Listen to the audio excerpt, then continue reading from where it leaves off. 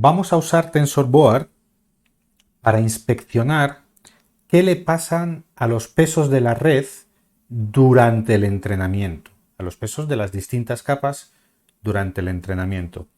Fijaos que si yo tengo una red con la estructura que sea, una capa, otra capa, otra capa, y aquí tengo mis pesos, ¿sí?, entre cada una de las capas, ¿sí?, las capas anteriores y las siguientes, ¿no? Aquí yo sí tengo, por ejemplo, una capa de 100 y una capa de 80 y una capa de 60. Aquí voy a tener 100 por 80 pesos y aquí voy a tener 80 por 60 pesos, ¿no?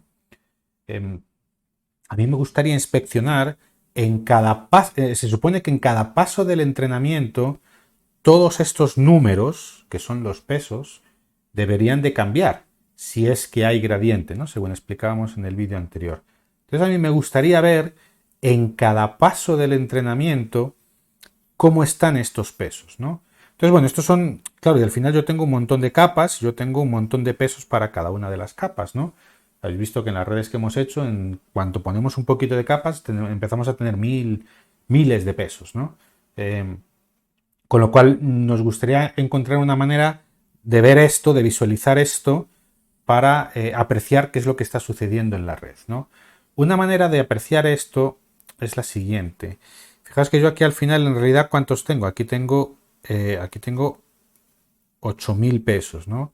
Y aquí tengo 5.600 pesos, ¿no?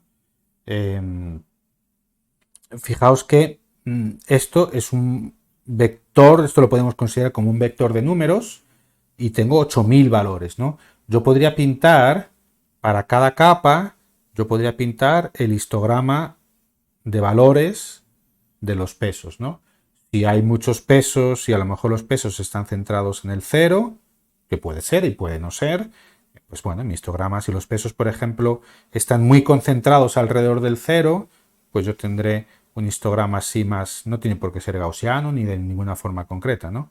Estará más centrado en el 0. Si tengo los pesos más dispersos, pues a lo mejor veo un histograma con pesos más dispersos, ¿no?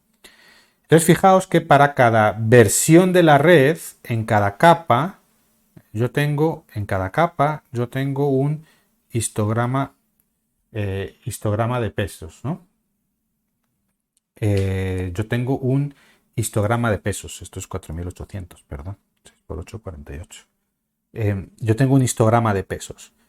Y esto es, por ejemplo, cuando empiezo en mi primer paso de la red, step 1, en el cual en el step 1, yo he actualizado los pesos con el gradiente, evaluado con un cierto batch, con el primer batch de mis datos, ¿sí? Entonces yo introduzco el primer batch de mis datos, se calcula el gradiente y se actualiza el gradiente, ¿no? Entonces cuando yo empiezo el step 2, los pesos que yo voy a tener en cada una de las capas van a ser distintos porque se han actualizado con los gradientes calculados con el batch de la capa anterior.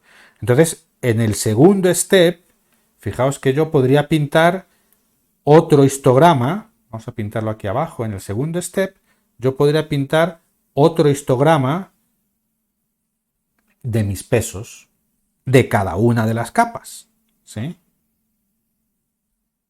Y en el tercer step yo podría pintar otro histograma de mis pesos, ¿sí? Es decir, por cada step que yo tenga, yo voy a tener un histograma de pesos para cada una de las capas.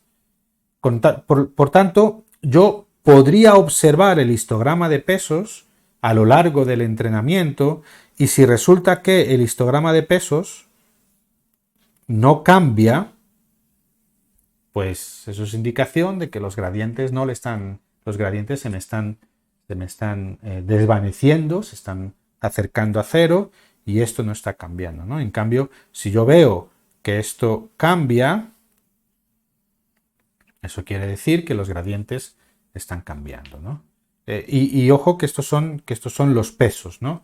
Fijaos que los pesos multiplicados por la entrada es lo que le entra a la función de activación, ¿no? Si tenemos una ReLU, por ejemplo, bueno, si tenemos una sigmoide y yo veo que los pesos están muy alejados, a lo mejor esto ya es 1, menos 2, 1, 2, y yo veo que los pesos están muy alejados del 0, probablemente, y dependiendo del valor de los datos de entrada, pero esto es algo fijo que conocemos, probablemente eso va a querer decir que todas las activaciones estén por acá, con lo cual deberíamos de ver una evolución pequeña del gradiente, ¿no? O igual, si tenemos una ReLU y vemos que hay muchos pesos, a lo mejor que hay muchos pesos hacia este lado, bueno, pues los pesos hacia este lado no va a tener gradiente y probablemente no se modifiquen. Los pesos de este lado probablemente se modifiquen más, ¿no?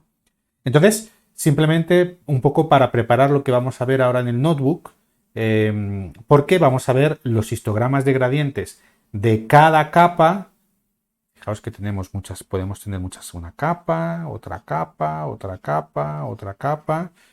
Para cada capa vamos a tener un conjunto de histogramas de gradientes que nos van a representar cómo ha evolucionado el conjunto, histogramas de pesos que nos va a representar cómo han evolucionado los pesos durante el entrenamiento.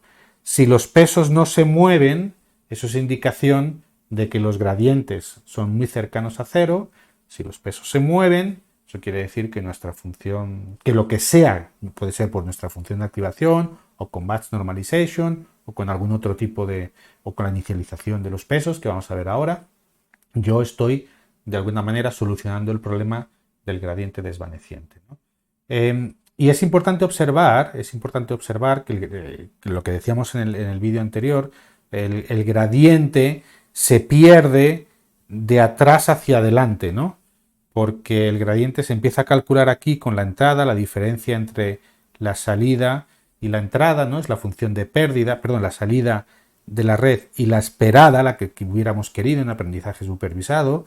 Esta es la pérdida y es la pérdida, la función de pérdida es a la cual le calculamos los gradientes, ¿no? Entonces, aquí normalmente los gradientes son grandes y los vamos perdiendo.